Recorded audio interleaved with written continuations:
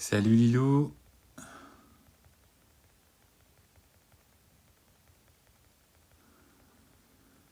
bonjour Ange, bonjour à tous et à toutes. J'avais envie de commencer un live qui se veut, on va dire, annonciateur et qui se veut dans le fait de vous préserver et de ne pas en fait voir la personne pour ce que vous aimeriez qu'elle soit, mais de voir la personne pour ce qu'elle est.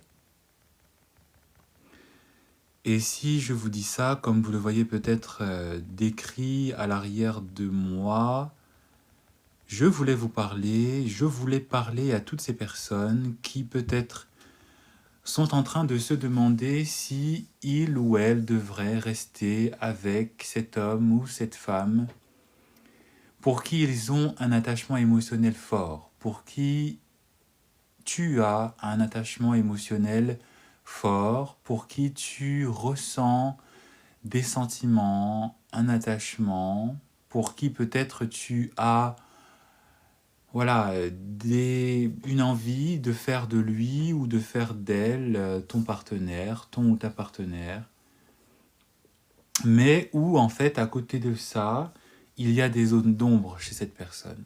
Il y a des comportements ténébreux chez cette personne. Il y a des actions qu'il ou qu'elle a posées qui clairement en fait te fait sentir, te fait ressentir en danger parce que tu comprends, parce que tu as compris peut-être que cette personne n'est pas potentiellement faite pour toi, que cette personne ne te mérite pas peut-être. Ou peut-être que tu as décidé de mettre fin à ta relation, mais que tu es en fait dans une phase de deuil. Peut-être que même cette personne était un ami avec des bénéfices, sur lequel tu avais peut-être des vues, mais qui a commencé en fait à se comporter d'une manière qui était... voilà, d'accord.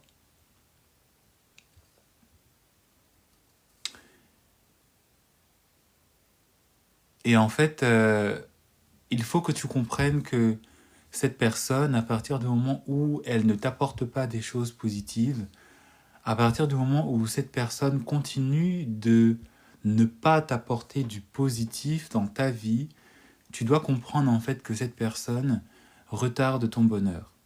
Cette personne a été envoyée non pas par des forces positives, mais plutôt par des forces négatives pour te retarder dans ton bonheur, pour t'empêcher d'avancer, pour t'empêcher de faire venir à toi la personne qui est vraiment faite pour toi et qui malheureusement n'est pas cette personne. Parce que beaucoup d'entre nous, nous pensons que parce qu'une personne nous plaît, parce qu'une personne peut-être sait ou a su peut-être bien se comporter, cela veut dire que cette personne est la bonne, cela veut dire que cette personne est celle avec qui nous devons fonder et continuer de fonder et espérer d'avoir une vie dans laquelle vous allez la partager à deux, dans laquelle vous allez en fait construire quelque chose de solide et de stable. Alors que cette personne est là pour retarder ton bonheur.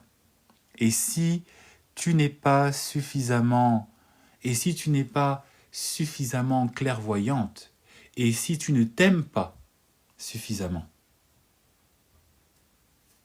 tu vas laisser cette personne continuer de te faire du mal. Tu vas laisser cette personne t'empêcher d'atteindre ton objectif. Tu vas laisser cette personne te faire croire qu'en fait, c'est peut-être toi qui demandes trop. C'est peut-être toi le problème. Peut-être qu'effectivement tu as mal agi. D'accord ?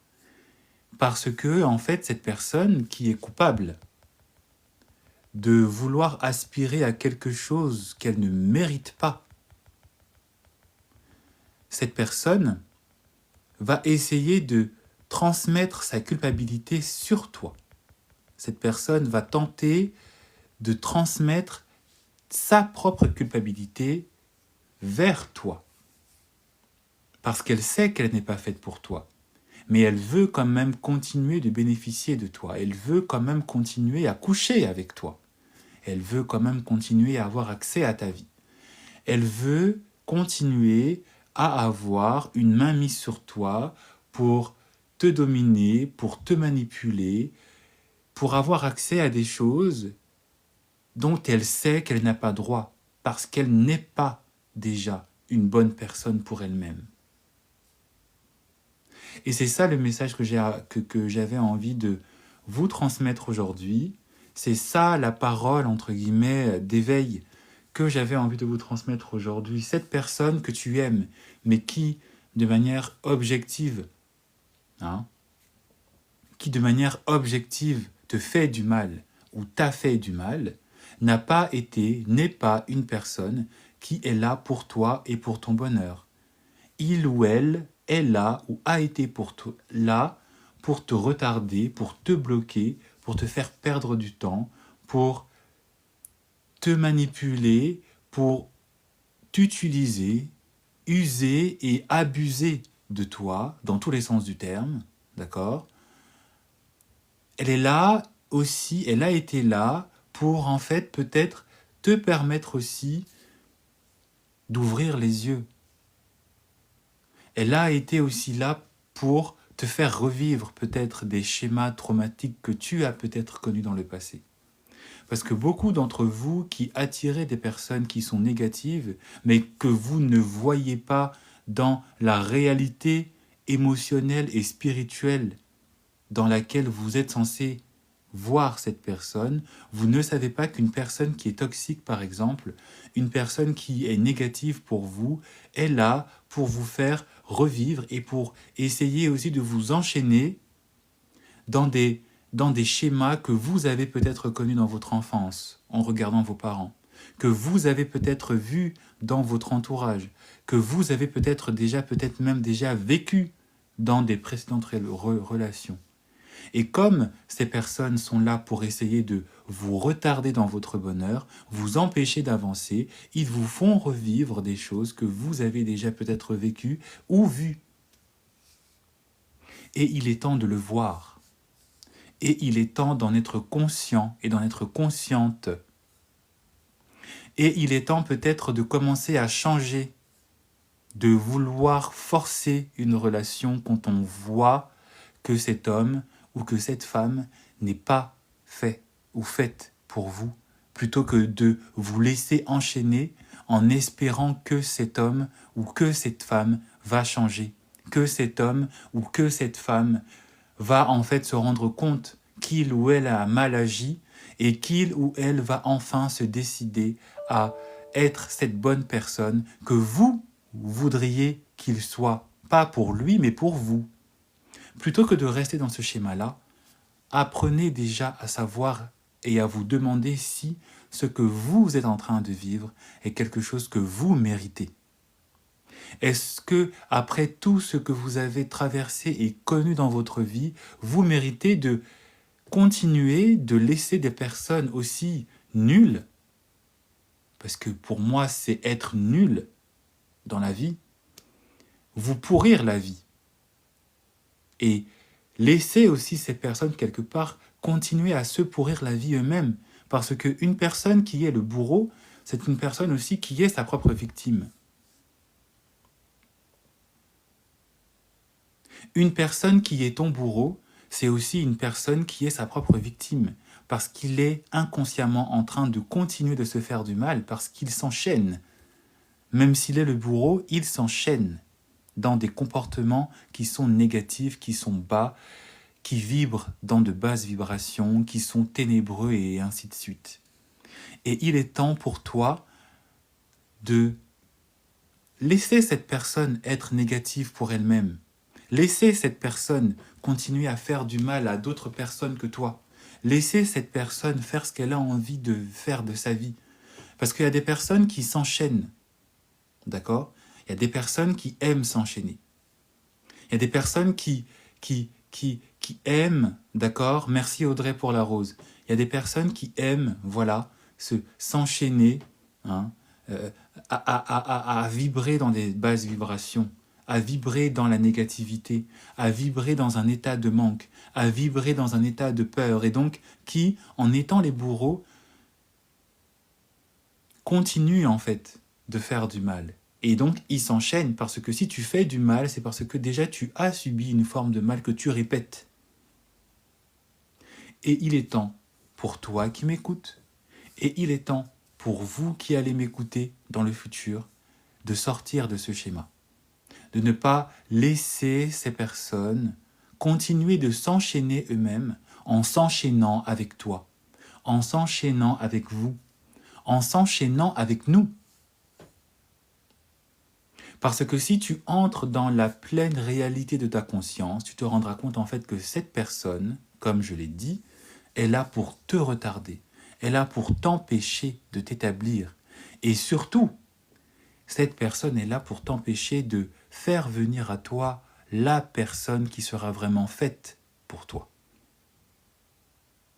Parce que plus tu restes enchaîné dans ta relation toxique, plus tu laisses cet homme continuer de venir dans ta vie, faire semblant d'être désolé, faire semblant de vouloir essayer de recoller les choses, plus tu laisses cette femme continuer de venir dans ta vie, même si elle t'a maintes et maintes fois montré qu'elle n'était pas digne de toi, même si elle t'a maintes et maintes fois montré qu'elle n'était pas là pour être la femme que tu méritais d'avoir. Si tu continues de laisser cet homme ou cette femme venir bousiller ta vie, c'est que quelque part, tu acceptes le malheur. C'est que quelque part, tu n'es pas vraiment là pour être heureux. C'est que quelque part, tu es ton propre ennemi. C'est que quelque part, tu aimes le mal. Parce qu'il y a des personnes qui aiment vivre dans la souffrance, voilà. Il y a des personnes qui aiment ça. Il y a des personnes qui, par exemple, écoutez l'une des citations, pas l'une des citations, mais l'une des interviews où on demande à Jane Birkin. Vous connaissez Jane Birkin, celle à qui on a donné l'un des sacs les plus chers du monde, Birkin. Jane Birkin, quand on lui a demandé si l'amour qu'elle vivait avec Gainsbourg était un amour dans lequel elle se sentait heureuse. Elle a dit, bah oui, je suis complètement heureuse, bah oui. Qui a envie d'un amour où tout est plat, où tout est serein, où tout est... Voilà. Et elle le dit, et elle l'a dit. Moi, je préfère un amour comme ça. Elle le dit, elle le fait. Hein. Un jour ça va pas, un jour... Et tout le monde savait que Georges Gainsbourg était un malade mental, était un énorme narcissique, était un homme volage, était peut-être un homme qui avait peut-être des pensées incestueuses, parce que si vous regardez l'une de ses filles aujourd'hui, elle est traumatisée à vie, cette fille. D'accord ?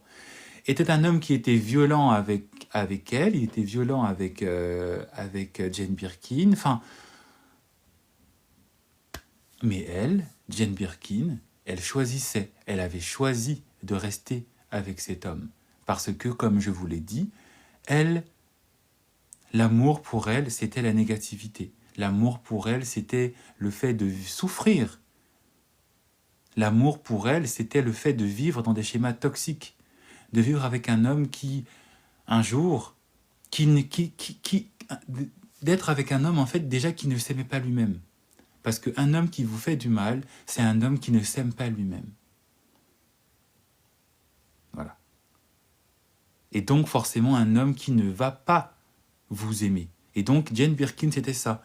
Pour elle, l'amour, c'était l'amour dans la négativité, l'amour dans la toxicité, l'amour dans la violence, l'amour dans le doute, l'amour dans le manque de respect, l'amour dans la tromperie, Hein? Voilà, l'amour, comme peut-être beaucoup d'entre vous, vous pensez que c'est ça l'amour. Vous espérez que c'est ça l'amour, alors que l'amour, le vrai, c'est un amour qui est calme, c'est un amour qui est sain, c'est un amour qui est patient, c'est un amour qui fait des sacrifices. Parce que l'autre aussi fait des sacrifices. Ce n'est pas juste à vous de faire des sacrifices et l'autre, il vit sa meilleure vie, l'autre, il va bourlinguer et l'autre, il va coucher avec d'autres femmes et peut-être d'autres hommes à côté pour ensuite rentrer 2-3 jours après, hein, comme on a vu Serge Gainsbourg le faire avec sa Birkin.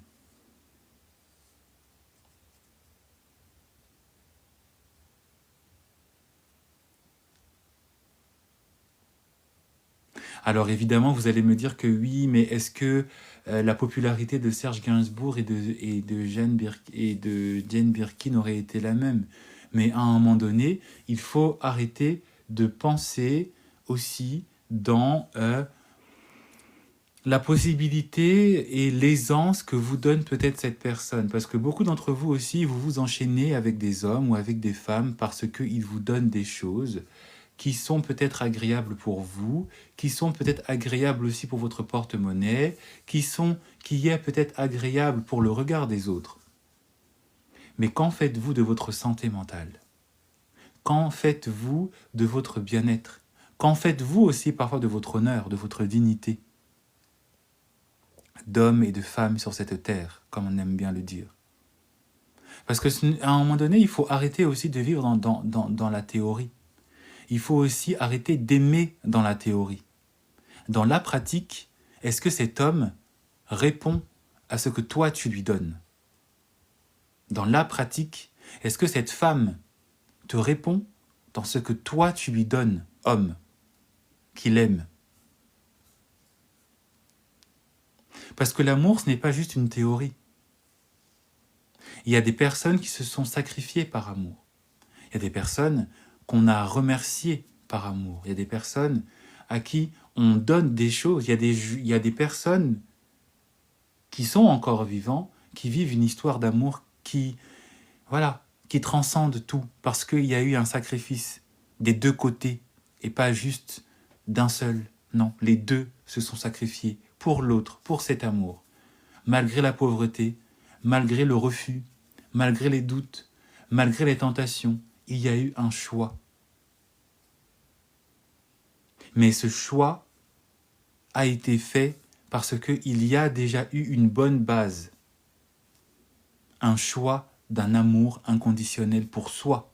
Et donc, de transformer ces zones d'ombre pour en faire une lumière et accepter l'autre tel qu'il est parce qu'il est aussi comme vous et parce qu'il vous donne et il répond dans une dynamique qui vous donne aussi un amour qui est inconditionnel pour lui et aussi pour vous.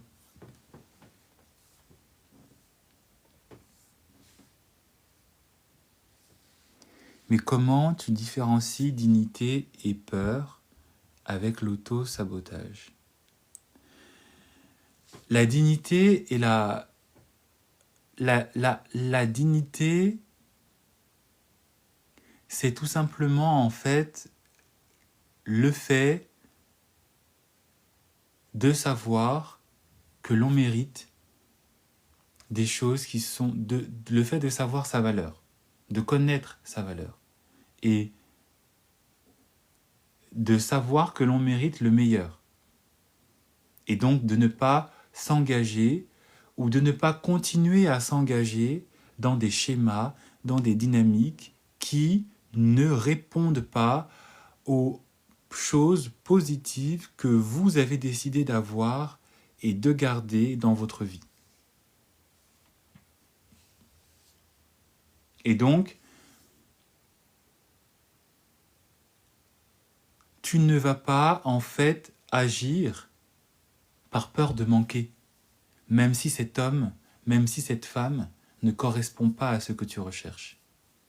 Tu ne vas pas poursuivre cette personne, même si elle t'a montré au bout d'une fois, au bout de 2 fois, au bout de 3 fois, qu'elle n'était pas faite pour toi.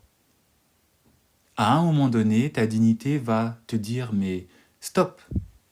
À un moment donné, ta dignité va te dire, mais Serdane, tu n'es pas en train d'aimer cette personne comme tu aimerais qu'il ou elle t'aime. Alors que si tu agis dans la peur, si tu agis dans l'auto-sabotage, tu vas agir envers cette personne dans une recherche de validation, parce que tu ne vas pas te valider toi-même. Tu vas essayer d'avoir de l'autre une forme d'approbation. Tu vas devenir son esclave. Même si cette personne va mal te traiter, tu vas continuer de lui rester fidèle. Alors que ta dignité devrait te faire partir de cette relation. Ta dignité devrait te faire fuir de cette relation, mais toi, par peur, par auto-sabotage, tu vas penser en fait qu'il n'y a que lui pour t'aimer vraiment. Tu vas penser qu'il n'existe pas d'autre personne qui serait capable de t'aimer. Tu vas penser que tous les hommes sont pareils, donc vaut mieux rester avec celui-là, parce qu'au moins avec lui je suis habitué. Parce que tu ne vas pas vibrer dans un amour digne, tu vas vibrer dans un amour où il y a de la haine pour toi, parce que tu vas te limiter à penser qu'il n'existe pas des choses meilleures et des schémas meilleurs et positifs pour toi, comme il existe et comme il a existé et comme il existera toujours, des schémas positifs pour tout le monde. Cette personne retarde ton bonheur parce que quelque part, tu retardes aussi le tien volontairement. Parce que si tu voulais vraiment avancer dans la vie, dans la confiance, tu n'aurais pas peur de fuir, tu n'aurais pas peur de partir, tu n'aurais pas peur de choisir ton bonheur. Parce que ton bonheur, ça ne veut pas forcément dire être seul, comme beaucoup de personnes aiment le dire. Je préfère être seul que mal accompagné. Je préfère être célibataire qu'être marié avec un homme qui me fait violence. Non, non. Arrêtez et arrêtons de penser qu'il n'existe pas une relation, des relations dans lesquelles vous serez épanoui. Arrêtez de penser que le célibat est une punition. Arrêtez de penser que, effectivement, il vaut mieux être seul que mal accompagné. Non, il vaut mieux être bien accompagné que mal accompagné. Il vaut mieux passer par un moment de solitude et de célibat pour choisir et pour laisser venir une personne qui sera vraiment positive pour vous, pour être bien accompagné. Arrêtez aussi de répéter cette phrase-là. Je préfère être seul que mal accompagné. Non, non. Parce que c'est ça qui va faire en fait que vous allez continuer à être seul, alors que vous souffrez dans votre solitude. C'est ça qui va faire que vous allez continuer à attirer la négativité, alors que quelque part la négativité, vous la fuyez. Donc pourquoi penser qu'il n'existe que le célibat ou le fait d'être mal accompagné? Il existe aussi le fait d'être bien accompagné. Il existe aussi des relations où tout va bien. La réalité dans laquelle vous vivez, c'est une réalité que vous choisissez. Donc arrêtez de choisir le mal. Arrêtez de choisir la tristesse. Arrêtez de choisir le désespoir. Arrêtez de vibrer quelque part aussi dans une négativité constante. Et cette personne qui retarde ton bonheur que tu as laissé dans ta vie manifeste chez toi qu'il y a toujours chez toi cette négativité, cette zone d'ombre que tu dois transmuter, que tu dois transformer, que tu dois accepter non pas comme un fardeau, mais comme quelque chose qui ne sera que passager, parce que au bout du tunnel, il y a la lumière. Après la pluie, il y a le beau temps. Après l'hiver, il y a le printemps. Hein?